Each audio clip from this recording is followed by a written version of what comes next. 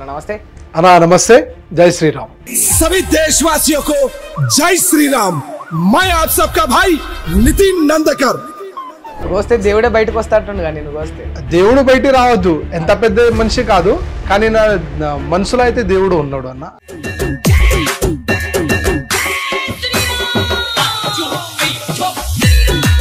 ఇప్పుడు ఛత్రపతి శివాజీ మహారాజులోని ఈ జనాలకు మంచి చేయాలా, జనాల కోసం కొట్లాడాలా అనేది ఒకటే ఎంచుకున్నావా, లేకపోతే దాంతో పాటు అడ్డం వస్తే నరికేయాలా, శత్రువులను వేసేయాలా, ఇది కూడా అలవాటు చేసుకున్నాం? మీరు ఒకవేళ మంచిగా ఉంటే ఓకే, తప్పు ఉంటే ఎవరైనా తప్పు చేస్తే తప్పు అమ్మలను అక్కలను తిట్టుకోవడం ఇదంతా వ్యవస్థ నడుస్తున్నప్పుడు దాని రాజకీయం అని అయితే అన్నారు, పెంట అనే అంటారు. ఈ పెంట అంటే మనం ఎవరు చేయాలి అన్న? నువ్వు మన యొక్క సనాతన ధర్మం నుంచి వెళ్ళి ఆ ధర్మాన్ని, ఆ నైతిక విలువలను తీసుకోమని చెప్పాలి. బైబిల్ నుంచి వెళ్ళి వాళ్ళని కూడా మంచి తీసుకోమని చెప్పాలి. ఖురాన్ నుంచి వెళ్ళి వీళ్ళని కూడా మంచి తీసుకోమని చెప్పాలి. అంతేకాని ఎక్కడికి వెళ్ళినా రాముని నినాదం ఎత్తుకోవాలని ఎందుకు చెప్తా ఉన్నది బీజేపీ పార్టీ? నేను అదే చెప్తున్నా అన్న, ఎందుకు చెప్పొద్దు అని అంటున్నా. ఎందుకు చెప్పొద్దు? ఆ రైట్స్ మీకు లేదా? ఆ రైట్స్ మీకు లేదా? ఉంటది మరి మనసులో ఉంటే సరిపోతుంది. దేవుడు పొలిటికల్ పార్టీ ఏం చేయాలి? జనాలకు కావాల్సిన సమస్యలు తీర్చాలి, జనాలకు కావాల్సిన సమస్యలు తీర్చాలి. కానీ ఏ వారం గుడికి పోవాలి, ఏ వారం ఏ దేవుణ్ణి మొక్కాలి, ఎవరు ఏడ బొట్టు పెట్టుకోవాలి, ఎవరు ఏ దేవుణ్ణి మొక్కాలి, ఎవరు ఏ రుద్రాక్ష చేసుకోవాలి, ఇవన్నీ చెప్పేదానికే రాజకీయ పార్టీ ఉన్నది.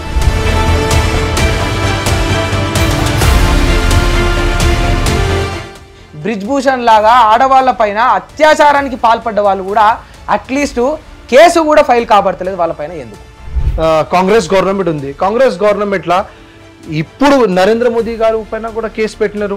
కాంగ్రెస్ ఎంపీల ఇంట్లో ఎట్లయితే రైళ్లు జరిగినా అట్లా బీజేపీ వాళ్ళ ఇంట్లో కూడా రైళ్లు జరిగితే తెలుస్తుంది కదా. కాంగ్రెస్ ఉన్నాయా లేవా? జార్ఖండ్ లా ఎంత ఒక మినిస్టర్ ఇంట్లో ఆయన ఒక రాజ్యసభ ఎంపీ ఎంత మొత్తం రూమ్ లో పైసలు ఉంది అన్న. ఇప్పుడు దేశంలో మళ్ళీ మోడీ ఎందుకు రావాలి? ఆదాని అంబానీలు ఇంకా ధనికులు కావడానిక?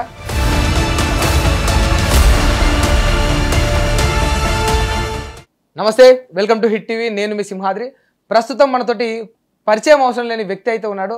ఆయన ఎవరో కాదు, ఎప్పుడు కూడా హిందుత్వం కోసం, ధర్మం కోసం భారతీయ జనతా పార్టీలో ఉంటూ, ఓల్డ్ సిటీలో ఉంటూ నిజాయితీగా నికార్సుగా కొట్లాడుతూ ఉన్నాడు. మరి అతని పైన ఒక కులం అనే, మతం అనే ముద్ర కూడా ఉన్నది.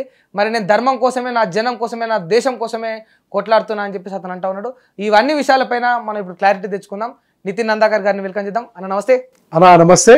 జై శ్రీరామ్. ఎప్పుడు గొంతులనే ఉంటుందా జై శ్రీరామ్? ఇట్లా గొంతులు కాదన్న, మొత్తం రక్తంలా జై శ్రీరామ్ ఉంటుందా? అంతేనా? ఉండాలి నాన్న, మరి రక్తంలా కూడా జై శ్రీరామ్ ఉండాలి. వస్తే దేవుడే బయటకు వస్తాడుగా నేను వస్తే. దేవుడు బయటికి రావద్దు, ఎంత పెద్ద మనిషి కాదు కానీ నా మనసులో అయితే దేవుడు ఉన్నాడు అన్న. ఆ దేవుడు ప్రకారం ఏదైతే చేయాలో, ఏదైతే మాట్లాడాలి, ఏదైతే చేస్తున్నా అందులో ప్రతి ఒక్క విషయంలో నా ధర్మం ఉంది, ఆ ధర్మంలో నా దేవుడు ఉంది. డెఫినెట్లీగా మాట్లాడతా, ఎట్లైనా మాట్లాడుతూ ఉంటాను. ఇప్పుడు ఈ ధర్మానికి, దేవుడికి బీజేపీ పార్టీ ఎప్పుడు కూడా దగ్గరగా ఉంటది అన్న కారణం చేతనే బీజేపీలోకి పోయినాను అన్న. ఎందుకు నేను బీజేపీ ధర్మం కోసం దగ్గర రావాలి, దేశం కోసం దగ్గర రావాలి అని అట్లాంటి విషయం లేదు. కానీ ఒక విషయం అయితే వాస్తవం, భారతీయ జనతా పార్టీ కార్యకర్త, ప్రతి ఒక్క కార్యకర్త దేశం కోసం చచ్చిపోవాలి, దేశం కోసం, సమాజం కోసం చేయాలి అని ఆ ఆలోచన అయితే భారతీయ జనతా పార్టీకి కార్యకర్తకి ఉంటుంది. కార్యకర్తలలో ఉండదా? అదే అన్ని కార్యకర్తకి ఉంటాయి. మరి మీ దాంట్లో స్పెషల్ ఏంటి? ఆ ఆలోచనతో మీ దాంట్లో స్పెషల్ ఏంటిది? అందరికీ నా స్పెషల్ ఏముంది అంటే అన్న, నేను ఏదైతే నా తాతగారు ఉన్నారు దేవిదాస్ నందకర్ గారు, అప్పుడు మహారాష్ట్రలో బాలాసాహెబ్ ఠాకరేతోని ఆయన పని చేసిన వాళ్ళు ఉన్నారు. ఇద్దరితో చాలా పని అప్పుడు చేసిన మనిషి. ఆ రక్తం నాకు వచ్చింది. ఎందుకంటే ఏదైతే ధర్మం కోసం కాపాడాలి, ఆ రక్తం వచ్చిన తర్వాత నా రక్తంలో అది ఉంది. ఆ విధంగా నేను ఇప్పుడు చేస్తున్నా.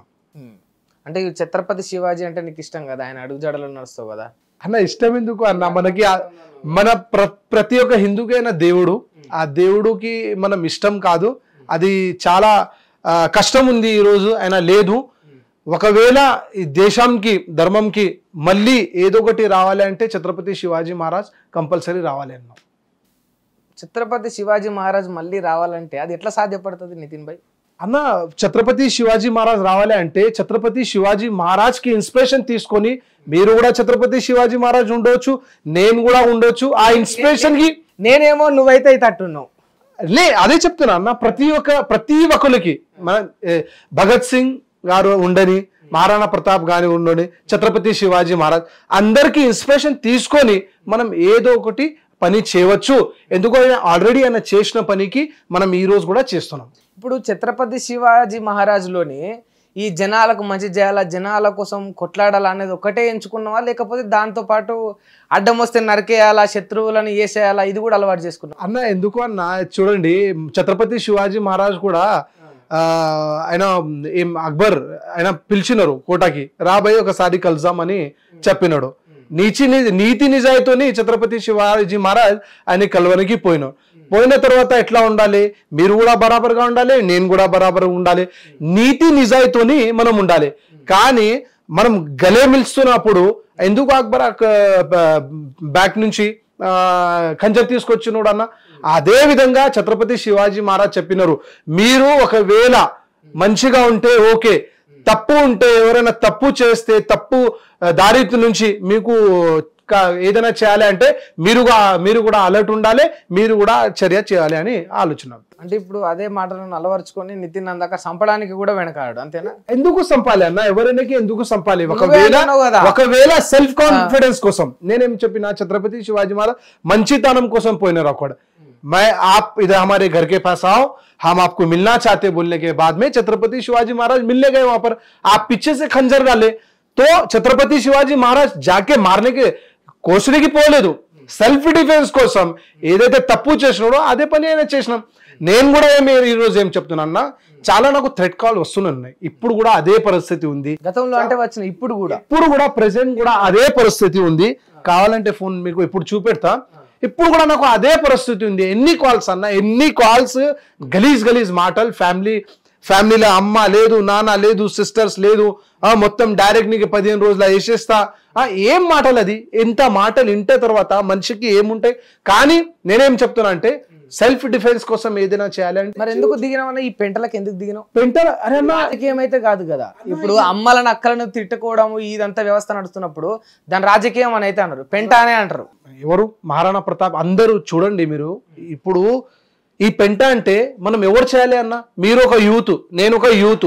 సమాజం కోసం మనం రెడీ లేదనుకో, సమాజం కోసం చేయడానికి మనం ముందు రాలేదనుకో, మన జీవితం ఏందన్నా? Family only for responsibility. మనం రెస్పాన్సిబిలిటీ కూడా ఫుల్ఫిల్ చేయాలి. మనం ఏదైతే బాధ్యత ఉన్నాయి, పిల్లలు ఉన్నారు, పిల్లలకి ఎడ్యుకేషన్ ఇవ్వాలి, ఫ్యామిలీకి మమ్మీ డాడీకి మంచిగా హాస్పిటాలిటీస్ ఇవ్వాలి, మంచి ఇల్లు ఇవ్వాలి, అన్న తమ్ములకి మంచి చూడాలి, సిస్టర్కి చూడాలి. అదైతే మొత్తం కంప్లీట్ గా ఫుల్ఫిల్ చేసుకొని ఒకవేళ మీకు సమయం దొరికితే డెఫినెట్లీగా వచ్చి మనం బయట సేవ చేయాలి. ఆ విధంగా నేను ఈ రోజు సేవ చేస్తున్నా. నీ కుటుంబాన్ని చూస్తూ నువ్వు వ్యవస్థలోకి వచ్చినావు. లేదంటే నేను ఎందుకు? నేను అడుగుతున్నా నీ కుటుంబాన్ని బాగా చూసుకుంటూ నువ్వు వ్యవస్థ కోసం కొట్లాడుతున్నావు. వాస్తవం అదైతే. మరి నువ్వు ఏ వ్యవస్థ కోసం అయితే కొట్లాడుతున్నావు ఆ వ్యవస్థలో మనుషులే నీ కుటుంబాన్ని అడ్డగోలుగా తిడతా ఉన్నారు అన్న. వ్యవస్థలో ఉంది మంది కొట్లాడలేదు, వ్యవస్థలో ఉంది మంది నాకు టార్గెట్ చేయట్లేదు.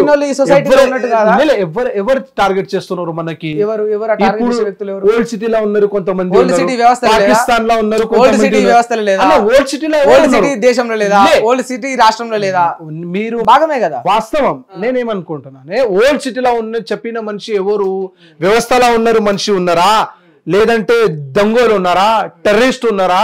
లేదా బంగ్లాదేశ్ ఉన్నారా? ఎవరు ఉన్నారు? అంటే ఎందుకు లేదంటే సైదాబాద్ లో ఎందుకు టెర్రరిస్ట్ వచ్చిందో అన్న. ఇప్పుడు ఓల్డ్ సిటీలో టెర్రరిస్ట్ ఉన్నారా? ఉండొచ్చు, 100% ఉండొచ్చు.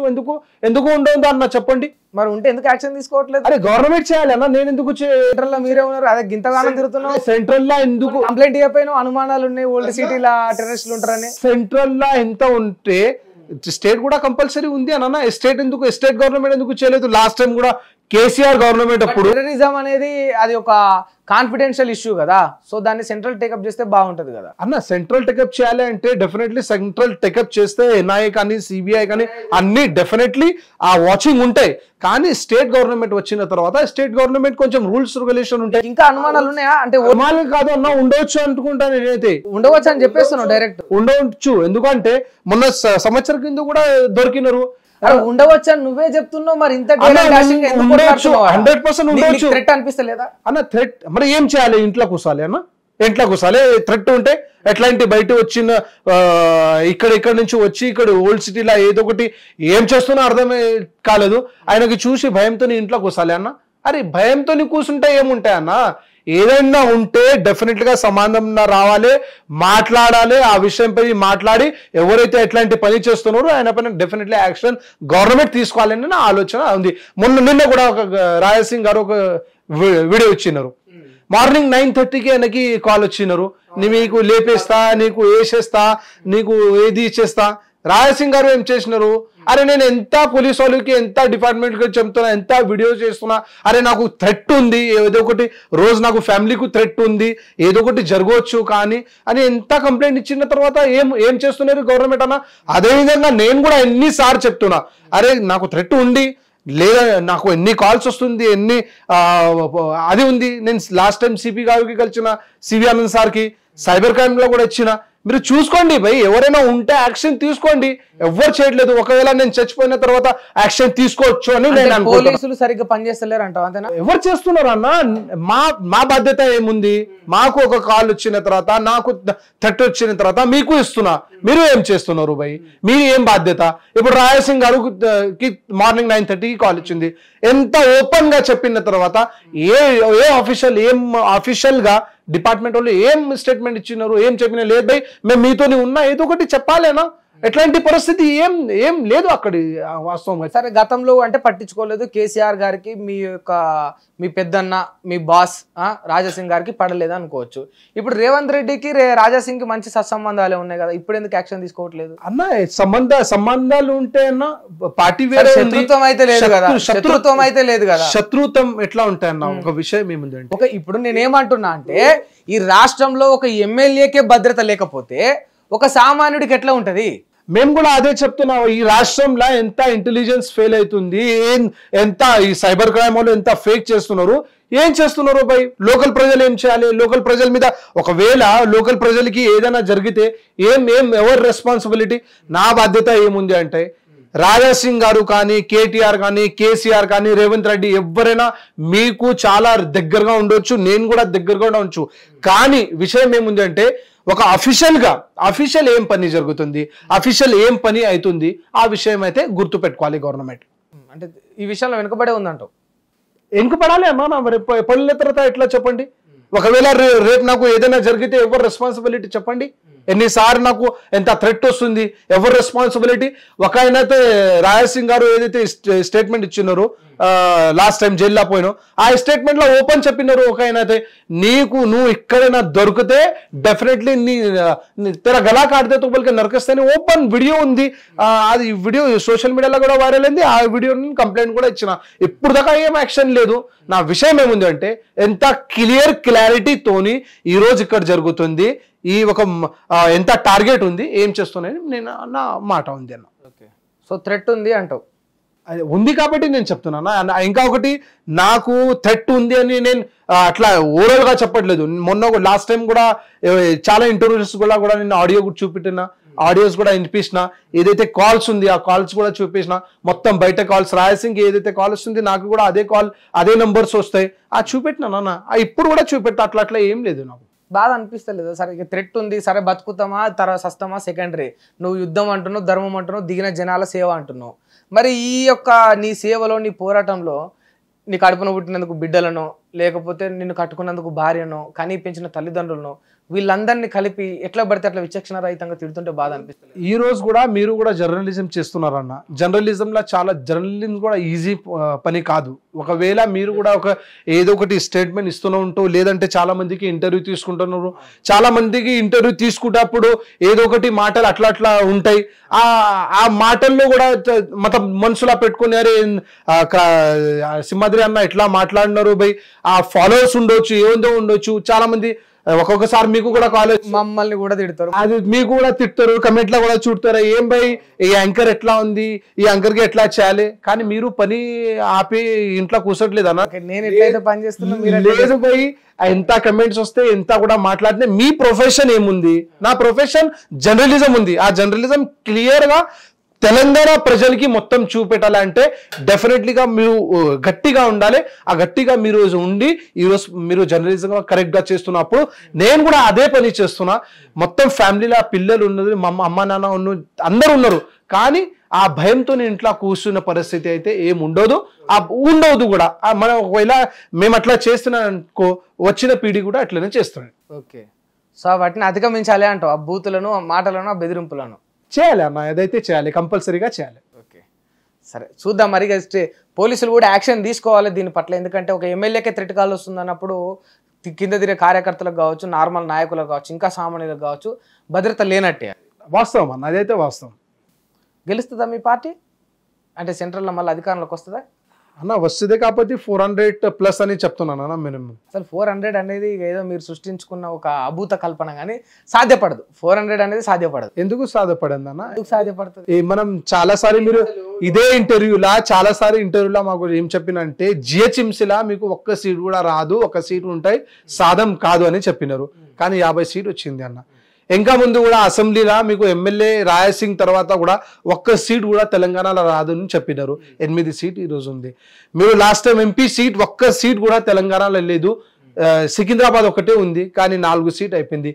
ఈ రోజు కూడా మీరు ఏమంటున్నారంటే సాధం కాదని అంటున్నారు. డెఫినెట్లీగా 400 సీట్ ఎన్డీఏతోని మేము భారతీయ జనతా పార్టీ మొత్తం భారతదేశంలో మేము గెలుస్తున్నాం. కానీ ప్రతిరోజు ఆదివారమే ఉండదు కదా మీరు అనుకున్నట్టు అన్న. ప్రతివారం ఆదివారం కాదు, కానీ వారం తర్వాత మళ్ళీ ఆదివారం వస్తాయి, అదైతే గుర్తుపెట్టుకోవాలి మనం. అంతే అంటావా? మరి వారం రోజులలో ఎన్నో మార్పులు కూడా జరగవచ్చు, ఎందుకంటే ఇది కేవలం వారాలే కాదు, రాజకీయం అన్న. మారాలి, ఎంతైనా మార్పు రావచ్చు, కానీ ఒక మాట అయితే గుర్తుపెట్టుకోవాలి, చైన్ అయినా తిరుగుతూనే ఉంటాయి. 2014లో మేము ఏదైతే చెప్పినాం, డెఫినెట్లీ మనం భారతీయ జనతా పార్టీ దేశంలో గెలుస్తున్నాం, దేశంకి మనం సేవ చేయడానికి రెడీ ఉంది అని చెప్పినారు. మనం 2014లో కూడా గెలిచినాం, అదేవిధంగా 2019లో అదే పరిస్థితి ఉంది, ఈసారి కూడా 2024లో అదే పరిస్థితి ఉంటాయన్న. ఓకే, హ్యాట్రిక్ అవుతుంది అంటావు? అయితే హ్యాట్రిక్ అయితే అన్న, హ్యాట్రిక్ ఉండే కాబట్టి ఎంత జోష్ అవుతుందా లేదా అని పక్కన పెడితే అసలు 400 సీట్లు అనేది పాసిబుల్? ఎందుకు పాసిబుల్ అన్న?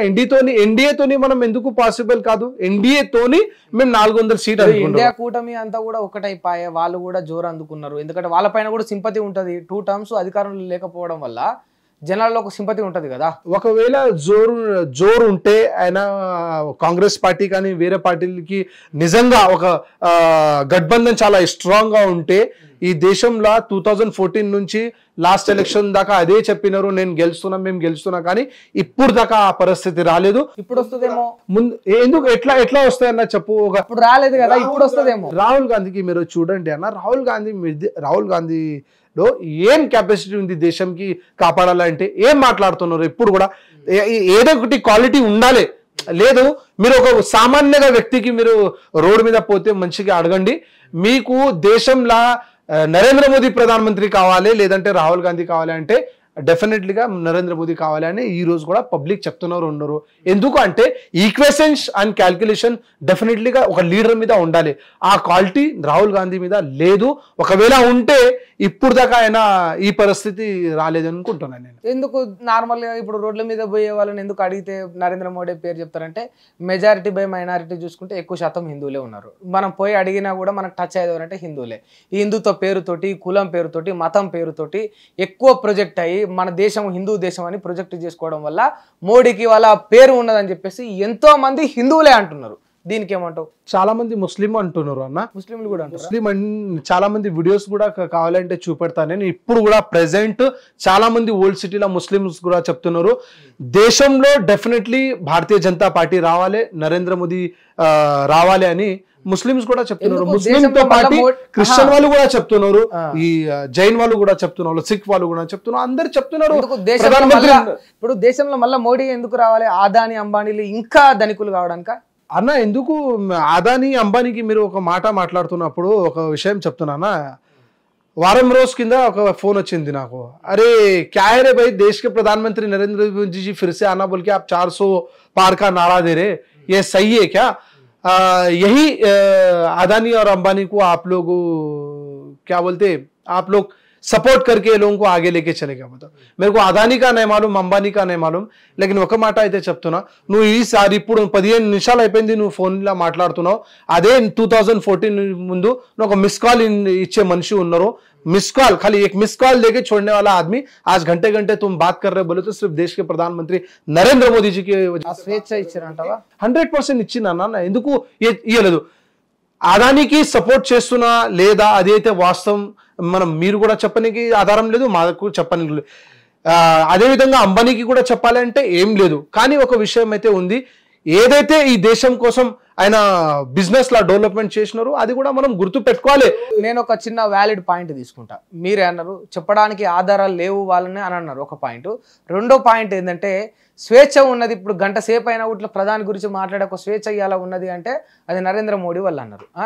అసలు నరేంద్ర మోడీ పైన బీజేపీ పార్టీ పైన ఎవరైనా గొంతెత్తితే ప్రశ్నిస్తే తీసుకుపోయి జైల్లో పెడుతుంది ఈ నరేంద్ర మోడీ గవర్నమెంట్ కాదా నెంబర్ 1 పాయింట్ అండ్ మీరు అన్నారు కదా స్వేచ్ఛ ఉంటుంది సామాన్యుడికి అంటున్నారు నిజంగా స్వేచ్ఛ ఉంటే ఇవాళ సీఎంలు సైతం ఎమ్మెల్సీలు సైతం ఎంపీలు సైతం ఎందుకు ప్రతిపక్షాల నుంచి అరెస్ట్ అవుతున్నారు మీ అధికార పక్షం నుంచి మీ బీజేపీ పార్టీ నుంచి బ్రిజ్ భూషణ్ లాగా ఆడవాళ్ళ పైన అత్యాచారానికి పాల్పడ్డ వాళ్ళు కూడా అట్లీస్ట్ కేసు కూడా ఫైల్ కాబడతలేదు వాళ్ళపైన ఎందుకు అన్న మీరు ఇంత క్లియర్గా చెప్పిన తర్వాత ఒకే విషయం చెప్తున్నా ఈడీ కానీ సిబిఐ కానీ ఆ ఒక వేరే విభాగం ఉంది అందులో ఇంకా ముందు కూడా కాంగ్రెస్ గవర్నమెంట్ ఉంది కాంగ్రెస్ గవర్నమెంట్లా ఇప్పుడు నరేంద్ర మోదీ గారు పైన కూడా కేసు పెట్టినారు ఆయన మేము చెప్పినారు కాంగ్రెస్ వాళ్ళు చెప్పినారు అని జైల్లో పెట్టి అరే ఎందుకు కేసు అయితే పెట్టున్నారు అన్న అమిత్ షా పైన కేసులు చేసినారు చాలా మంది యోగి ఆదిత్యనాథ్ పైన కేసులు బుక్ చేసినారు చాలా మంది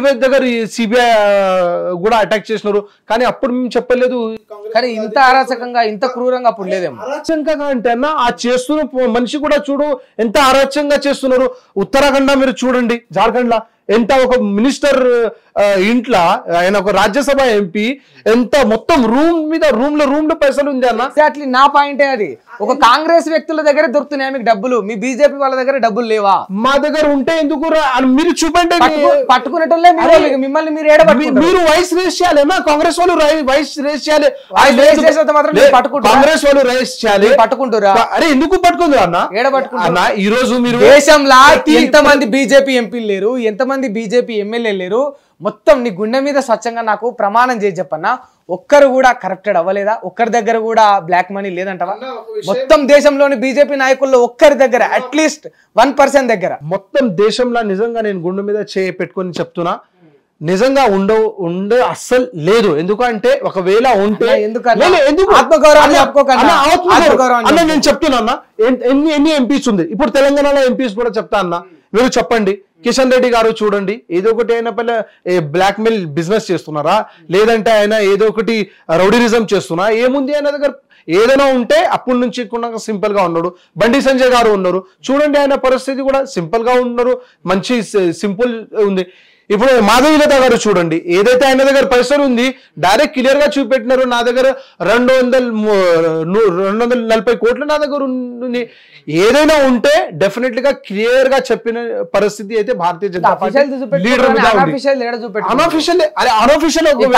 కాంగ్రెస్ ఎంపీల ఇంట్లో ఎట్లయితే రైళ్లు జరిగినా అట్లా బీజేపీ వాళ్ళ ఇంట్లో కూడా రైళ్లు జరిగితే తెలుస్తుంది కదా కాంగ్రెస్ వాళ్ళు ప్రూఫ్ తీసుకురావాలి అన్న కాంగ్రెస్ వాళ్ళు చెప్పాలి అరే ఫలానా వ్యక్తి ఇంట్లో ఎంత పైసలు ఉంది ఈడీఓలు ఏం చేస్తున్నారు సిబిఐలో ఏం చేస్తున్నారు కంప్లైంట్ చేయాలి మీరు అట్లా చెప్పిన కూడా జైలు వేస్తారేమో అరే ఎందుకు ఈడో అన్న మీరు మంచి చెప్తున్నారు ప్రతి ఒక్క దేశంలో ప్రతి ఒక్క విషయం మీద మోదీకి మీరు టార్గెట్ చేస్తున్నారు కానీ ఈ విషయం మీద ఎందుకు టార్గెట్ కాదు జనాలు అనుకుంటున్న మాట జనాలు అడుగుతున్నారు ప్రతి విషయం మీద మీరు నరేంద్ర మోదీకి క్వశ్చన్ అడుగుతున్నారన్న ఎందుకు ఈ క్వశ్చన్ కూడా చెప్పాలి ఈ ఫలానా వ్యక్తి ఇంట్లో పైసలు ఉంది ఇంటెలిజెన్స్ రిపోర్ట్ అయితే మీ దగ్గర ఉంటాయనన్న మీ దగ్గర ఉంటాయి మా దగ్గర ఉంటాయి ఎందుకు మీరు ఇవ్వట్లేదు చెప్పండి ఈయన ఫలానా వ్యక్తి ఇంట్లో పైసలు ఉంది అని చెప్పండి లేదంటే సిబిఐ వాళ్ళు కానీ సిఐడిలో యాక్షన్ తీసుకోవట్లేదు మీడియా ముందు రండి ఫలానా వ్యక్తి ఇంట్లో పైసలు ఉంది డెఫినెట్లీ యాక్షన్ తీసుకోవాలే ఉంటాయన్న సో మొత్తం దేశంలో ఒక్క బీజేపీ నాయకుడు కూడా అవినీతికి డబ్బు సంపాదించారు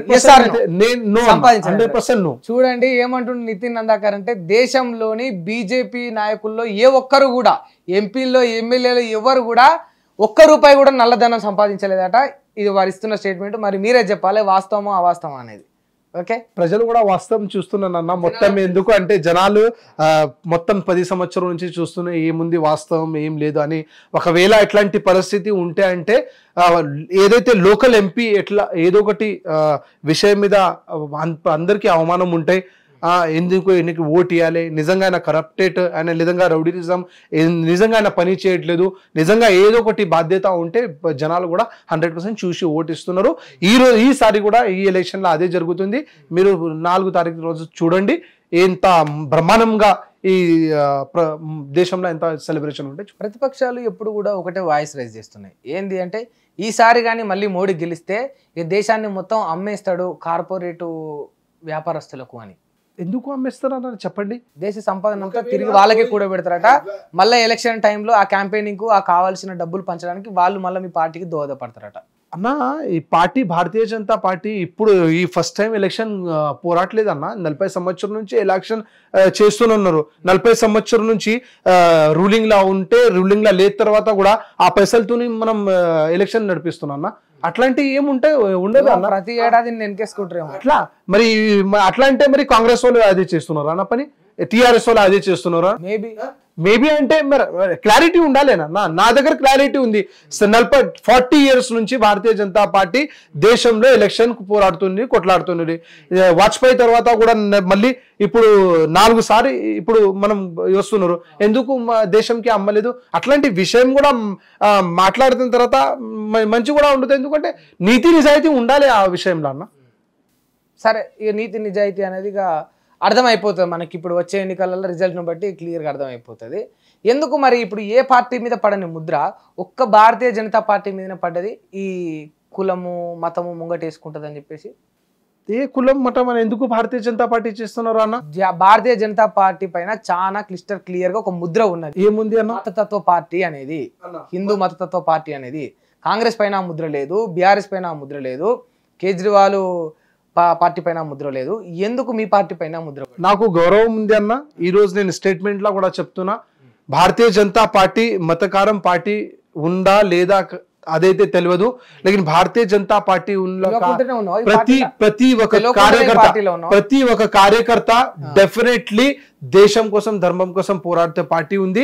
ఒక విషయం డెఫినెట్లీ, ధర్మానికి డెఫినేషన్ ఏంటిది? ధర్మానికి డెఫినేషన్ ఏముంది అంటే నాకు చాలా క్లియర్ గా చెప్పు. ధర్మానికి డెఫినేషన్ ఏముంది అంటే ఈ ప్రపంచం, ఈ ప్రపంచంలో ఉంది ప్రతి ఒక్క మనిషి ధర్మంతోని బతకాలి.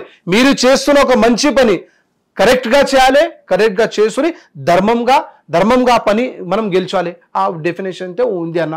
మనం ఒక మాట చెప్తున్నా, ఈరోజు మీరు మత పార్టీ అని భారతీయ జనతా పార్టీకి చెప్తున్నారన్న. ఎందుకు? ఒకవేళ భారతీయ జనతా పార్టీ నిజంగా, మేమైతే గౌరవంగా చెప్తున్నా, భారతీయ జనతా పార్టీ అవునభై ధర్మం కోసం పోరాడుతున్నారు, ధర్మం కోసం చేస్తున్నారని. ఎందుకు ఈ రోజు కూడా మీరు గుడికి పోతున్నారు, బట్టు పెట్టుకుంటున్నారు, అన్ని ఏదైతే మీ ధర్మంలో ఏమేమి ఉంది అన్ని చేస్తున్నారు అన్న. సాంప్రదాయం, ఇది మా కట్టుబాట్లు, సాంప్రదాయం మీకు ఉంది అన్న. మీరు గుడికి పిల్లలకి పంపిస్తున్నారు, లేదంటే ఈ రోజు కూడా మీరు దేవుడు అన్ని చేస్తున్నారు అన్న. భారతీయ జనతా పార్టీ వాళ్ళు చెప్తున్నారన్న మీరు గుడికి పోండి, బట్టు పెట్టుకోండి అని మీకు చెప్తున్నారా? ఎవరు చెప్పట్లేదు. ఆ బాధ్యత మీది ఉంది. పార్టీ పుట్టక ముందు నుంచి ఉన్నది ఆ సాంప్రదాయం అనేది. భారతీయ జనతా పార్టీ పుట్టక ముందు నుంచి ఉన్నది కనుక మేము అలవర్చుకున్నాం. ఆ అలవాటు ఉంది కాబట్టి మీరు ఈ రోజు చేస్తున్నారు. ఎవరైతే ఆ అలవాటు ఇప్పుడు లేదు, ఆ అలవాటుకి తేడా పోతున్నారు, ఈ అలవాటుకి బయట పోతున్నారు, ఆ అలవాటు మళ్ళీ రావాలి అని భారతీయ జనతా పార్టీ అవేర్నెస్ ఇస్తున్నారు. ఆ అవేర్నెస్ కి ఏం తప్పు అని చెప్పండి అన్న. ఈ పొలిటికల్ పార్టీకి ఈ హిందుత్వ సాంప్రదాయానికి సంబంధం ఎందుకు అన్న? పొలిటికల్ పార్టీ అంటే ఏం చేయాలి? పొలిటికల్ పార్టీ ఏం చేయాలి? జనాలకు కావాల్సిన సమస్యలు తీర్చాలి, కానీ ఏ వారం గుడికి పోవాలి, ఏ వారం ఏ దేవుణ్ణి మొక్కాలి, ఎవరు ఏడ బొట్టు పెట్టుకోవాలి, ఎవరు ఏ దేవుణ్ణి మొక్కాలి, ఎవరు ఏ రుద్రాక్ష చేసుకోవాలి, ఇవన్నీ చెప్పేదానికే రాజకీయ పార్టీ ఉన్నది అన్న. భారతీయ జనతా పార్టీలో మీకు క్లియర్ గా చెప్తున్నా, nation first, party next, self last. ఈయనలో నేషన్ ఫస్ట్ అంటే ఏంది? మేం భారతీయ జనతా పార్టీ కార్యకర్త. ఇప్పుడు కూడా మొత్తం మీరు చూడండి, డేటా తీసుకోండి, వచ్చినప్పటి నుంచి 140 స్కీమ్స్ భారతీయ జనతా పార్టీ తీసుకొచ్చిన. ట్రిపుల్ తలాక్ ఎవరి కోసం ఉంది అన్న? హిందూ కోసం ఉన్నారు. ఎవరైతే అమ్మాయి జీవితం నాశనం అవుతుంది, ఆ జీవితం నాశనం కావద్దు అని భారతీయ జనతా పార్టీ వాళ్ళు మంచి ఒక ముస్లిం అమ్మాయికి జీవితం బతకాలి అని ఆ పని చేసినారు. చాలా మంది బేటీ బచావ్ బేటీ పడావ్ లేదంటే stand up India, startup India, make in India, ఇట్లాంటి చాలా స్కీమ్ ఉంది. ఆ స్కీమ్ డెవలప్మెంట్ కింద రాదా అన్న? ఒకవేళ స్కీమ్ డెవలప్మెంట్ కింద రాదంటే ఏం మాటలు మనం మాట్లాడుతున్నాం? నేనేమంటున్నా అంటే భారతీయ జనతా పార్టీ డెవలప్మెంట్ లా ఉంటే డెవలప్మెంట్ కోసం ఏం చేయాలి, డెఫినెట్లీ డెవలప్మెంట్ కోసం చేస్తున్నాను. మనం కోవిడ్ అప్పుడు ప్రధానమంత్రి నరేంద్ర మోదీ గారు ప్రతి ఒక్క ఇంటికి రేషన్ పంపిస్తున్నారు. అందులో ఏం చూడలేదు, అరే హిందూకి పంపించాలి, ముస్లింకి పంపించొద్దు, క్రిస్టియన్ కి పంపొద్దు, ఇస్కి పంపించొద్దు. అట్లాంటి ఆలోచన భారతీయ జనతా పార్టీ గవర్నమెంట్ కి రాలేదు. ఏ బాధ్యత ఉంది ఫుల్ఫిల్ చేసినారు. అదేవిధంగా కోవిడ్ వ్యాక్సిన్ ప్రపంచం మొత్తం కొలాప్స్ అయిపోయింది. ఆ వ్యాక్సిన్ భారతీయ జనతా పార్టీ కాదు, దేశంలో ఉంది, మనం తయారు చేసినాం. మనం తయారు చేస్తే ప్రపంచంలో 2,200 కోట్లు వ్యాక్సిన్ పంపి మనం చాలా మంది ప్రాణం కూడా మనం కాపాడినాం. మనం నేనేమంటున్నా అంటే డెవలప్మెంట్ కోసం మాట్లాడితే మేం చేసిన డెవలప్మెంట్ కోసం ఎవ్వరు మాట్లాడే ఎంత ధైర్యం కూడా ఏ పార్టీకి లేదు. నేనేమంటున్నా అంటే డెవలప్మెంట్ మేము చేస్తున్నాం, కానీ ధర్మం కోసం ఎవరైనా అడ్డు ఆడితే ఆ ధర్మం కోసం కాపాడాలంటే ఆ బాధ్యత మనకి ఉంది. ధర్మం కోసం కూడా మేము మాట్లాడతాం. డెఫినెట్లీ మీకు చెప్తా నేను, మీరు ఒకవేళ బట్టు పెట్టలేదంటే అరే నువ్వు హిందువులే రా భయ్, బట్టు కూడా పెట్టుకో, మంచిగా ఉంటాయి. ఈ మనం సంప్రదాయం మీరు ఎట్లా ఇంకా ముందు చెప్పినారు, లేదు నితిన్ భాయ్ ఇది నా సంప్రదాయం, పుట్టినప్పటి నుంచి నాకు ఇచ్చింది మనీ మీరు పెడుతున్నారు, కానీ వేరే వాళ్ళు పెడుతున్నారు. మీరు చెప్పట్లేదు, మేము చెప్తున్నాం అరే బట్టు పెట్టుకుంటే రాబాయ్, గుడికి పోండి రాబాయ్, గుడికి పోతే చాలా మంచిగా ఉంటాయి అని అన్ని అవేర్నెస్ ఇస్తున్నాం. అందులో ఏం తప్పు ఉంది అన్న? భారతీయ జనతా పార్టీ ప్రొజెక్ట్ చేస్తున్నట్టు కదా, అరే చేస్తున్నా, చెప్తున్నా నేను చేస్తున్నా, అది వాళ్ళ ఇష్టం. వాళ్ళ ఇష్టం అంటే ఇప్పుడు హిందువులు ఎవరైనా ఇప్పుడు గాడు ఉన్నాడు, కెమెరామెన్ ఉన్నాడు, ఆయన హిందువే, ఆయనకు ఇష్టం ఉండదు, ఆయన ముఖంలో కలవు అనిపించేదో ఏమో, బొట్టు పెట్టుకుంటే ఆయనకి ఇష్టం లేదేమో. నీకు ఆ రైట్స్ ఎక్కడివి చెప్పడానికి? ఒక పొలిటికల్ పార్టీగా ఉన్న పొలిటికల్ లీడరు ఆయనకు ఏ సమస్య ఉందో అడుగు, నువ్వు తిన్నవా లేదా అని అడుగు, నువ్వెంత చదువుతున్నావా అని అడుగు, నీ పిల్లలకు వైద్యం సరిగ్గా అందుతుందా లేదా అని అడుగు. కానీ నువ్వు బొట్టు ఎందుకు పెట్టుకోలేదు హిందువు, కానీ నువ్వు గుడికి ఎందుకు పోతలేవు, నువ్వు రాముడిని ఎందుకు మొక్తలేవు, ఇదా జనాలకు కావాల్సింది అన్న. ఆయన ఒక పుట్టినప్పుడు డెవలప్మెంట్ కోసం పుట్టలేదు ఆయన. నేను కానీ మీరు కానీ పుట్టిన తర్వాత డైరెక్ట్ గా మీరు మీకు స్కూల్స్ కావాలి, మీకు కాలేజ్ కావాలి, మీకు ఫీజు కావాలి, మీకు అన్ని కావాలి అని లేదు. నువ్వు పుట్టినప్పుడు మీకు సామాన్య వ్యక్తిలాగా నువ్వు పుట్టినావు. ఆ పుట్టిన తర్వాత నీకు డెవలప్మెంట్ అవసరం ఉంది, పుట్టిన తర్వాత నీకు ప్రొఫెషన్ అవసరం ఉంది, పుట్టిన తర్వాత బిజినెస్ అవసరం ఉంది, అన్ని మీకు అవసరం ఉంది. కానీ అన్ని అవసరం ఉంది అన్న, నీకు ధర్మం అవసరం లేదా? నువ్వు పుట్టిన తర్వాత నీకు ఎట్లా తెలవాలి? నువ్వు బయట దేశానికి పోతున్నా అన్న, ఒకవేళ నువ్వు ఒక జాబ్ కోసం పోతున్నావు, వీసా ఉంది మీ దగ్గర. చాలా మంది యూత్లు ఈరోజు యుఎస్ కి పోతున్నారు జాబ్ కోసం కానీ ఎడ్యుకేషన్ కోసం. అక్కడ పోతే తర్వాత ఏం అడుగుతున్నారు అన్న చెప్పు మీరు? నువ్వు డెవలప్మెంట్ లో పుట్టినావు, నువ్వు జాబ్ లో పుట్టినావు, నువ్వు ఎండ్లో పుట్టినావు అంటే ఏం చెప్తావు అన్నా చెప్పు? నువ్వు ఏం చెప్తావు అన్నా? నువ్వు డైరెక్ట్ చెప్తావా నేను హిందూలా పుట్టినా, హిందూయిజం అని డైరెక్ట్ నువ్వు రాసేస్తావు అన్నా అందులో. మరి ఎందుకు అన్న అప్పుడు రాసేస్తావు? రావద్దు. నీకు నిజంగా డెవలప్మెంట్ కావాలి, డెవలప్మెంట్ తీసుకో, ఎడ్యుకేషన్ తీసుకో, అన్నం తిన్ను, పనుకో, ఇక్కడ పనుకో. కానీ నీకు అవసరం ఉంటే హిందూయిజం అని ఎందుకు మీరు యూజ్ చేస్తున్నారు? ఎందుకు అంటే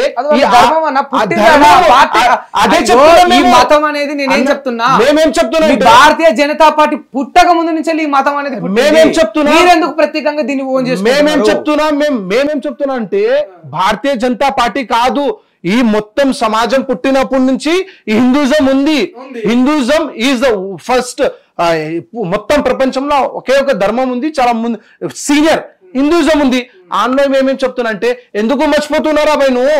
హిందూయిజం ఎంత పాత ఉంది, హిందూయిజం ఎంత నీకు ఎంత గౌరవం ఉండాలి, ఎందుకు మర్చిపోతున్నావు? ఎందుకు గుడికి పోవట్లేదు? ఎందుకు జై శ్రీరామ్ తప్పులేదు, రెచ్చగొడుతున్నారు. ఎందుకు రెచ్చగొడుతున్నారు? అరే మేము మీకు గుర్తు చేయడం అంటే ఏంటి? మీరు అయోధ్య కట్టడం గుర్తు చేయడం, ఆ యొక్క ఏంది శిథిలావస్థలో పడిపోయిన దాన్ని పైకి తీసుకొచ్చి అంత అద్భుతంగా ఆ గుడిని కట్టడము, ఇవాళ భారతదేశానికి ఆ యొక్క చరిత్రను తెలియజేయడం అనేది గుర్తు చేయడం అంటారు. జై శ్రీరామ్ అని చెప్పాలి అనడం ఎందుకు? ఒక బడికి పోయే పిల్లాడికి జై శ్రీరామ్ అని చెప్పిస్తే, నితిన్ భాయ్ ఒక బడికి పోయే పిల్లాడికి తోటి జై శ్రీరామ్ అని చెప్పిస్తే, ఆడి పక్కనే కూర్చున్న ఒక ముస్లిం సోదరుడు ఏమనాలి?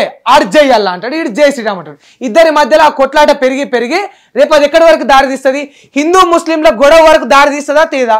ఎంత మంచిగా చెప్పిన తర్వాత ఒక క్వశ్చన్ గా మీకు చెప్తున్నా అన్న, నితిన్ నందకర్ కానీ ఎవరైనా జై శ్రీరామ్ చెప్పి అని స్కూల్ కి పోతే అప్పుడు పిల్లలకి చెప్తున్నా అంటే అరే మురుకుడా నీ హిందూయిజం అంటే ఏమింది గురుకుల్లా నువ్వు పోతున్నప్పుడు ఫస్ట్ మన బాధ్యత ఏముంది ఏం బాధ్యత ఉంది ఇప్పుడు జనరేషన్ మారింది ఇప్పుడు మొత్తం ఈక్వేషన్స్ మారింది ఈ మొత్తం ప్రపంచం మారింది తర్వాత నువ్వు జై శ్రీరామ్ చెప్పట్లేదు నమస్తే చెప్పట్లేదు కానీ నీ గురుకుల్లా పోతే అప్పుడు మంత్రాల నుంచి మాట్లాడాలి మంత్రాల నుంచి మొత్తం నువ్వు స్టార్ట్ చేయాలి నలంద యూనివర్సిటీ ఈ ప్రపంచంలో ఎంత పెద్ద యూనివర్సిటీ అక్కడ బయట దేశం నుంచి అన్న వస్తున్నారు అప్పుడు మీ ఎడ్యుకేషన్ చేయడానికి అప్పుడు కూడా ఎవరైనా వచ్చిన తర్వాత ధర్మం నుంచి మంత్రాల నుంచి స్టార్ట్ ఉంది ఎడ్యుకేషన్ నేనేమంటున్నాను మంత్రాలు వద్దు ఏం చెప్పొద్దు నమస్తే జై శ్రీరామ్ నుంచి స్కూల్ కి పో ఎవరికి చెప్పొద్దు బయట పక్కన ఉండే ముస్లిం కి క్రిస్టియన్ కి సిక్ కి ఎవరికి చెప్పొద్దు జై శ్రీరామ్ అని ఒకవేళ ఆయన చెప్తే సలాం అలైకుం చెప్తే నువ్వు జై శ్రీరామ్ చెప్పాలి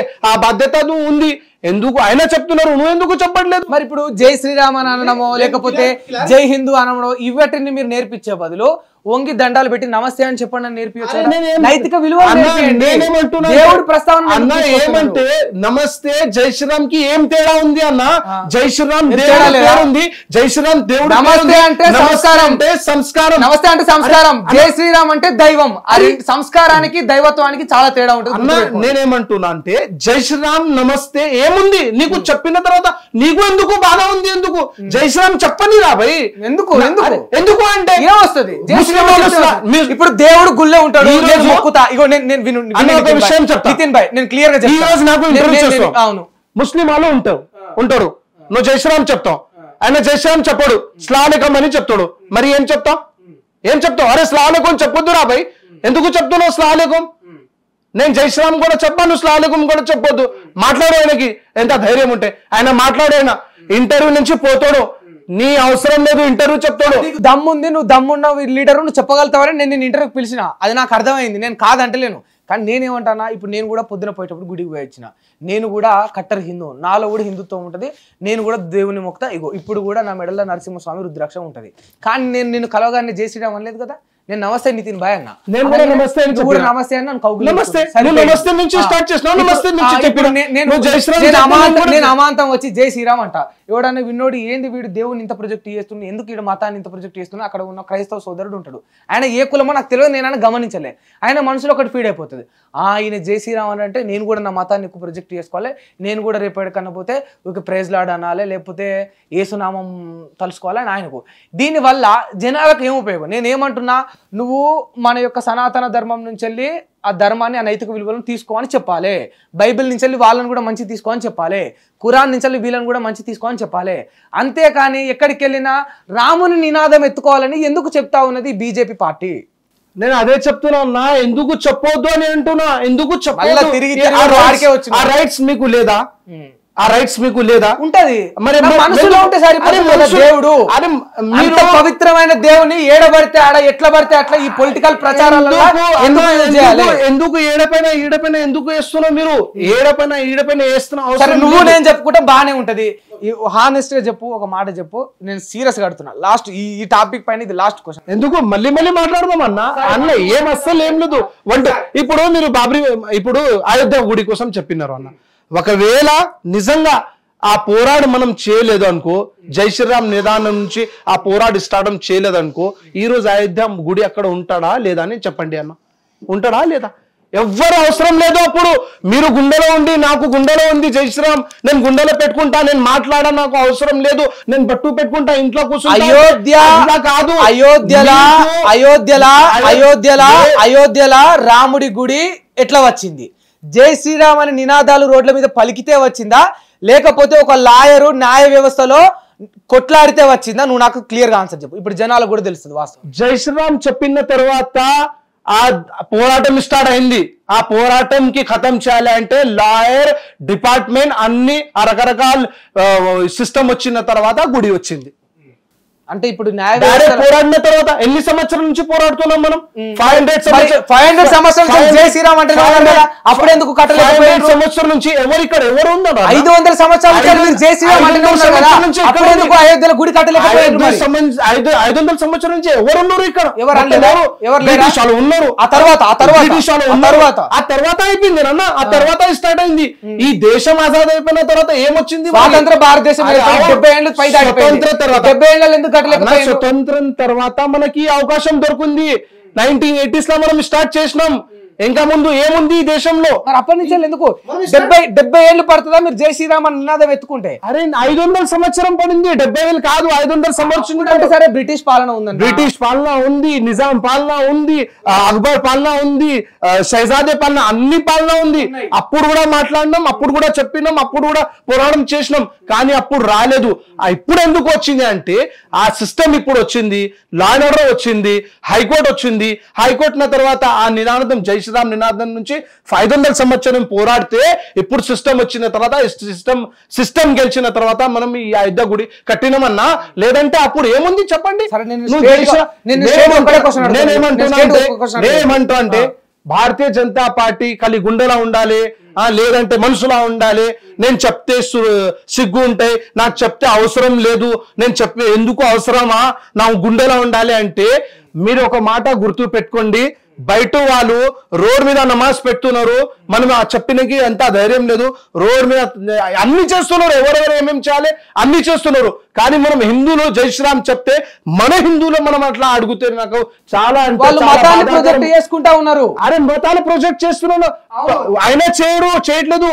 ప్రపంచంలో ఉన్న ప్రతి ఒక్క రిలీజన్ 100% మన ఆయన మతానికి ఆయన ప్రొజెక్ట్ చేస్తున్నారు.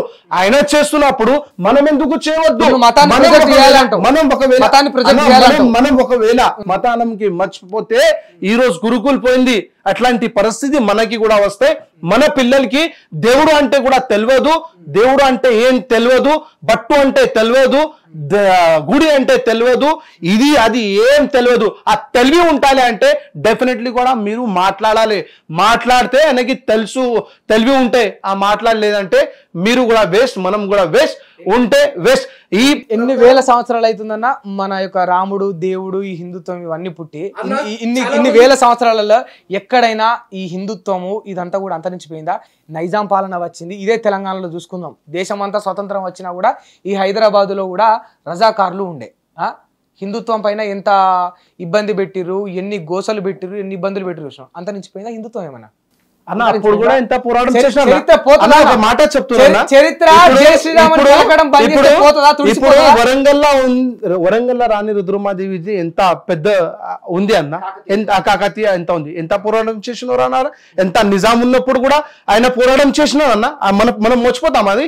ఛత్రపతి శివాజీ మహారాజ్ కూడా ఇప్పుడు తెలంగాణలో కూడా వచ్చినట్టు మన పురాణపూల్ బ్రిడ్జ్ నుంచి అక్కడ గోల్కొండ నుంచి అక్కడ పోయినారు అన్న.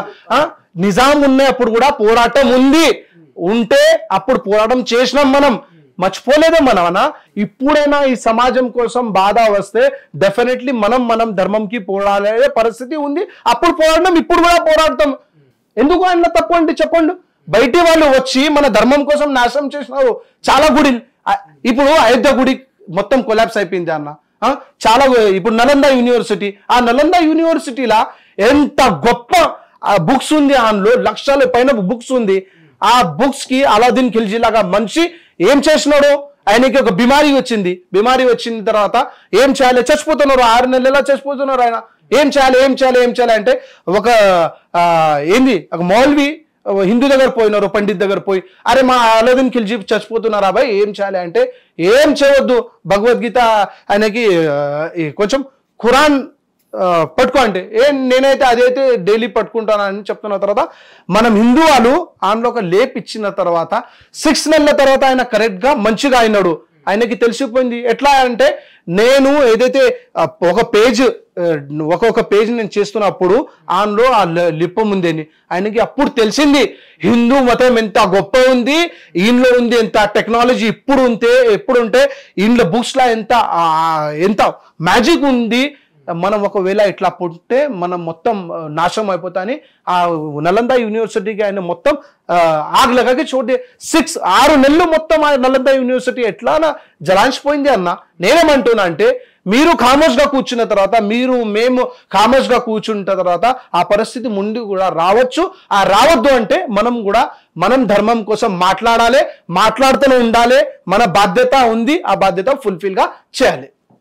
సో ఇక ప్రొజెక్ట్ చేయాలంటావు, తప్పు లేదంటావు. ఒకటే question, yes sir yes project చేయాలి అంటే చేయాలి, బస్ మతాన్ని ప్రొజెక్ట్ చేయాలంట 100% చేయాలి. జై శ్రీరామ్ అని పలకాల హిందువులు అందరూ 100% చెప్పాలి జై శ్రీరామ్ అని. తోటి హిందూ కనబడితే జై శ్రీరామ్ అనాలి. 100% జై శ్రీరామ్ చేయాలి. లేదంటే నువ్వు జై శ్రీరామ్ చెప్పాలి, లేదా జై శ్రీకృష్ణ చెప్పాలి, హరే రామ్ చెప్పాలి. ఎవరెవరు మనం దేవుడికి ఏ దేవుడు మొక్కుంటే నువ్వు చెప్పాలి, చెప్తూనే ఉండాలి. ఆ బాధ్యత అయితే ఫుల్ఫిల్ మనం చేయాలి. సరే, జనాలకు వదిలేద్దాం, వాళ్ళు డిసైడ్ చేస్తారు నీ మాటల్ని. జనాలు డిసైడ్ కూడా చేస్తే, జనాలు డిసైడ్ చేసిన తర్వాత మీకు కమెంట్స్ లా కూడా కానీ మీకు ఫోన్ చేసి కూడా చెప్తున్నారు, ఏం సింహాద్రి అన్న నువ్వు హిందూ ఉండి ఎట్లా ఎంత మాట్లాడుతున్నా అంటే ఏం చెప్పినా నేను స్వీకరిస్తాను. నేను కూడా ఆయన ఏం చెప్పిన తర్వాత స్వీకారంగా స్వాగతంగా చేస్తా, స్వాగతం చేసుకుని ఆయనకి సలవుడు కూడా చేస్తున్నా మొత్తం హిందూ సమాజంకి. సరే రైట్. సరే, ఇంతకు ముందుకు సందర్భం వచ్చింది, మాట్లాడతా కాకతీయ తోరణం అని ఒక సందర్భం తీసుకొచ్చినాం. నా మైండ్లో ఒక క్వశ్చన్ రైజ్ అయింది. ఇప్పుడు ఉన్న తెలంగాణ గవర్నమెంట్, కాంగ్రెస్ పార్టీ ఈ యొక్క తెలంగాణ లోగోని చేంజ్ చేసే విధంగా యోచిస్తుంది. ఆ యొక్క కాకతీయ తోరణాన్ని, ఈ యొక్క చార్మినార్ను తీసేయాలి అని చెప్పేసి నిర్ణయించుకుంది. ఆల్రెడీ తొలగించేస్తారు, కొత్త లోగో కూడా ఇప్పుడు రానున్నది. ఈ ఎందుకు తీసేసిందంటే రాచరికపు పాలన. ఈ యొక్క చార్మినార్ అనేది నిజాంలకు కావచ్చు, కాకతీయ తోరణం అనేది అప్పటి రాజులకు కావచ్చు సంబంధితంగా ఉన్నాయి. సో ఆ రాచరికపు పాలనకు సంబంధించిన ఆనవాళ్ళు ఉండొద్దు అని చెప్పేసి రేవంత్ రెడ్డి గారు అన్నారు. దీనికి ఏకీభవిస్తావా? నేను వ్యక్తిగతంగా మాట్లాడతా అన్న, పొలిటికల్గా కాదు. ఎందుకు అంటే పొలిటికల్గా మాట్లాడితే మనపై కూడా చాలా బాధ్యత ఉంటే నేను ఒక విషయం చెప్తున్నా. తెలంగాణ మనం పోరాడిన తర్వాత ఎవరైతే ఈయనలో మొత్తం యుద్ధంలో చాలామంది పోయినారు, ఆ మాట మనం గుర్తు పెట్టుకోవాలి. ఒక విషయం ఏదైతే ఆయనలో ఉంది, నిజాంది మనకి అవసరం లేదు. రాణి రుద్రమ్మాదేవి కానీ, కాకతీయ కానీ చాలామంది మనకి ఈ సమాజం కోసం పోరాడిన ఉంది, గోల్కొండ ఉంది. ఎవరైతే మనం కట్టినాం, ఎవరైతే ఈ తెలంగాణకి ఒక సింబల్ ఉంది.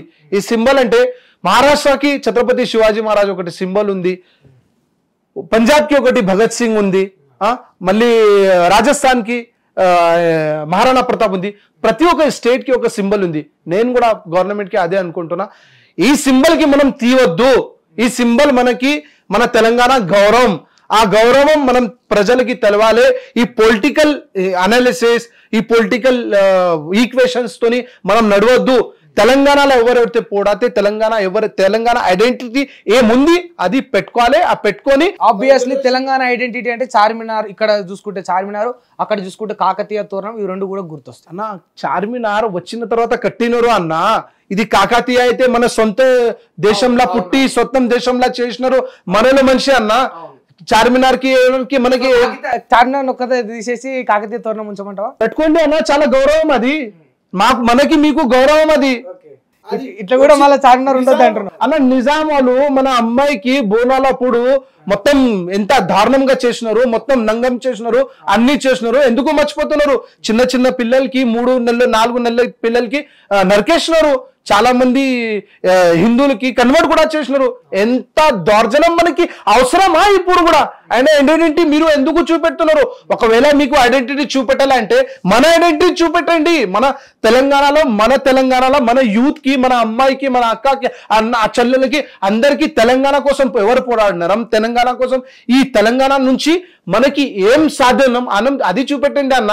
ఎవరైతే మనం వచ్చి దాడి చేసి మన జీవితం నాశనం చేసుకొని మొత్తం కూల్ గా కూర్చొని ఆ చార్మినార్ కట్టినాడు, ఆ చూపెట్టేది మన అవసరమా? అవసరం లేదు. ఎవరైతే మనకి అవసరం ఉంది అవసరమా అది మనం చూపెట్టాలి. చార్మినార్ తీసేయడం రైటే కానీ కాకతీయ తోరణం ఉంటే బాగుంది అని నా వ్యక్తిగతంగా ఉంది. అది కాకతీయ తోరణం నుంచి ఇంకా ఏమేమి ఇంపార్టెన్స్ అందులో ఉంది అది కూడా వేస్తే ఈ మంచిగా ఉంటాయని నా ఆలోచన. ఎందుకంటే ఈ దేశంలో మనం తిరంగా జెండా ఎట్లా ఉంది, ఎట్లాంటి ఈ లోగో కూడా ఎట్లనే ఉంది. ఆ లోగోకి మనం చాలా మంచిగా పెట్టుకుంటే చాలా మంచిగా ఉంటాయని ఆలోచన. సో ఇక నితిన్ నందాకర్ ఎప్పుడు కూడా ఇదే హిందుత్వంలో ఇట్లే కొనసాగుతూ, ఇదే భారతీయ జనతా పార్టీ కట్టుబడి ఆ సిద్ధాంతాలకు, ఆ విలువలకు ఇట్లనే కొనసాగుతాడు ఇక లైఫ్ టైం. నా బాధ్యత అదే ఉంది అన్న. పార్టీ ఏం బాధ్యత ఇచ్చింది, పార్టీ ప్రోగ్రామ్ అది చేస్తా, నా ధర్మం కోసం ఏం చేయాలి ధర్మం కోసం చేస్తా. మీరు ఎప్పుడు కూడా నేను స్టేట్మెంట్ కూడా ఓపెన్ చెప్తున్నా, జై శ్రీరామ్ డెఫినెట్లీ చెప్తా. చాలా మందికి చెప్తూనే ఉంటా, జై శ్రీరామ్ చెప్పండి, గుడికి పోండి, బట్టు పెట్టుకోండి, మీ బాధ్యత ఏమేమి ఉంది ఫుల్ఫిల్గా చేయండి. మనకి అవసరం లేదు, ఎవరికి చూపెట్టనే అవసరం లేదు, మనం ప్రాజెక్ట్ చేయాలి అవసరం లేదు, ఏదైతే మన బాధ్యత అది ఆ ఫుల్ఫిల్ చేయాలి అని కంపల్సరీ మేము అందరికీ చెప్తూనే ఉంటాం. ఓకే, ఎమ్మెల్యే కావాలని మనం కలగన్నాం. ఇప్పుడు అవసరమా నా ఎమ్మెల్యే ఎందుకు? మీరు పోరాటం, నేను మాట్లాడితే ఎంత పోరాటం అన్న. ఒక విషయం ఏంటి, ప్రతి ఒక్క పొలిటికల్ లీడర్కి ఒక ఆశ ఉంటాయి. ఎవరైనా ఎంపీ కావాలి, ఎమ్మెల్యే కావాలి, కార్పొరేషన్ కావాలి, ప్రతి ఒక్క మనిషికి ఉంటాయి. నా ఆలోచన ఏముంటాయండి, నాకు కూడా ఆలోచన ఉంది, నా ఆలోచన అట్లా లేదండి లేదు, కానీ సమయం ఉంది. సమయం ఎట్లా ఉంది అంటే ఆ సమయం వచ్చిన తర్వాత మనం ఏదో ఒకటి గెలిచవచ్చు, మనం సేవ చేయాలి, మనం ఆ ఫీల్డింగ్ రెడీ చేయాలి. ఆ పని నేను ఒక ఎమ్మెల్యే కోసం, ఎంపీ కోసం, కార్పొరేషన్ కోసం రెడీ అవుతున్నంటే ఏమేమి ఉంది ఆ ఫుల్ఫిల్గా చేస్తే డెఫినెట్లీ పార్టీ కానీ ప్రజలు కానీ మీకు ఆశీర్వాదిస్తాయని నాకు నమ్మకం ఉంది. నాకు కూడా ఆలోచన ఉంది, నాకు కూడా ఏదైనా ఉంటే జీవితంలో డెఫినెట్గా పోటీ చేస్తాను. ఇప్పుడు నిన్ను ఎందుకంటే అందరు చోటా రాజా సింగ్ అంటారు కదా, నువ్వు చేస్తున్న ఈ యొక్క పనులకు, కార్యక్రమాలకు, నువ్వు మాట్లాడే మాటల తీరు కూడా నీకు ఒక ట్యాగ్ ఇచ్చేసారు, చోటా రాజా సింగ్ అని. మరి ఆ ట్యాగ్ ఇస్తే నీ యొక్క పేరు, నీ ఖ్యాతి పెరుగుతుంది, ఓకే, ఆ పొలిటికల్గా నీకు ఒక ఎస్టాబ్లిష్ అవుతావు, నువ్వు అంతవరకు బాగుంటుంది. మరి నీ యొక్క ఈ చోటా రాజా సింగ్ అనే ట్యాగు రాజా సింగ్ పదవికి ఎసరు పెడుతుందేమో అన్న. చాలామంది నాకు కూడా గౌరవం, చాలామంది చోటా రాజాసింగ్ కానీ, రాజాసింగ్ చోటాబాయ్ కానీ, రాజాసింగ్ 2 కానీ చాలామంది చెప్తూనే ఉంటారు. నేనేమంటున్నా అంటే రాజాసింగ్ గారు మనకి ఇన్స్పిరేషన్, నరేంద్ర మోదీ గారు మనకి ఇన్స్పిరేషన్, యోగి ఆదిత్యనాథ్ గారు మనకి ఇన్స్పిరేషన్. ఎవరైతే ఈ దేశం కోసం, ధర్మం కోసం పోరాడుతున్నారో అందరూ మనకి ఇన్స్పిరేషన్. నేనేమంటున్నా అంటే రాజాసింగ్ గారు ఈరోజు మహారాణా ప్రతాప్ లాగా పనిచేస్తున్నారు, నేను ఛత్రపతి శివాజీ మహారాజ్ లాగా పనిచేస్తున్నాను. ఓన్లీ ఫర్ ఇన్స్పిరేషన్ తీసుకొని ఆయన దాటి ఆయనకు, నా దాటి నాకు పని చేస్తూనే ఉంటా. కానీ ఆయన ఎమ్మెల్యే ఉండి నేను ఏం లేదంటే అట్లాంటి విషయం ఏం లేదు. జీవితంలో డెఫినెట్లీ ఏదో ఒకటి సాధిస్తాం, లేదంటే ఏం దొరకలేదంటూ ఈరోజు బాలాసాహెబ్ ఠాకరే గారు మనం చూడొచ్చు, కింగ్ మేకర్ లాగా ఆయన పని చేసినాడు. అవసరం లేదు, ఆయన చేసినాడు, ఆ చేసిన పనికి ఈరోజు మొత్తం చాలా మంది బతుకుతున్నారు. మనం కూడా అట్లానే చేస్తాం, అట్లాంటి ఏం లేదు. సరే, మీరు ఎప్పుడు కూడా నిత్యం ఈ కుల మత ప్రస్తావన పక్కన పెడితే పొలిటికల్గా చూసుకుంటే, ప్రజల యొక్క కష్టాలు చూసుకుంటే ఎప్పుడు కూడా మీరు ఇదే విధంగా ఫైట్ చేయాలి, నికార్సుగా నిజాయితీగా వాళ్ళ తరపున ఎప్పుడు ఇట్లనే ఫైట్ చేయాలని మనస్ఫూర్తిగా కోరుకుంటున్నాం. నమస్తే అన్న. అన్న జై శ్రీరామ్. లాస్ట్కి ఒకే ఒక విషయం చెప్తున్నా, నితిన్ నందకర్ ఓన్లీ ఫర్ హిందూయిజం కాదు, హిందూయిజం కోసం మాట్లాడుతూ ఉంటే నా ట్రాక్ రికార్డ్ మీరు చూడండి. మొత్తం 13 సంవత్సరాలు అయిపోయింది. 13 సంవత్సరం నుంచి భారతీయ జనతా పార్టీలో నేను ఒక మెంబర్షిప్ తీసుకున్న తర్వాత ఇప్పుడు దాకా మీరు నా ట్రాక్ రికార్డ్ ఫేస్బుక్లో కానీ ఇప్పుడు నుంచి ఎంత పోరాటం నేను చేసిన, యూత్ కోసం కానీ, మళ్ళీ ఏదైనా తెలంగాణలో జరిగితే చేసిన, లవ్ జిహాద్ కోసం చేసిన, మళ్ళీ గౌహత్య కోసం చేసిన, డెవలప్మెంట్ కోసం, ఓల్డ్ సిటీలో మెట్రో రావాలి కోసం, ఆయనల కోసం పోరాటం చేసిన, సేవా కార్యక్రమం చేసిన, సేవలో చాలా మందికి మనం హెల్ప్ కూడా చేసిన. నా ఆలోచన ఏముంటే నా బాధ్యత ఏముంది ఫుల్ఫిల్ చేస్తూనే ఉంటా, ధర్మంతో పాటు డెవలప్మెంట్ కోసం కూడా పని చేస్తూనే ఉంటా. అందరికీ జై శ్రీరామ్.